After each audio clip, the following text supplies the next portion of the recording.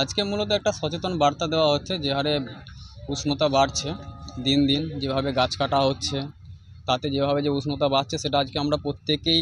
Feel করতে পারছি যে কীভাবে আমাদেরকে এই পরিস্থিতির মধ্যে দিয়ে যেতে হচ্ছে।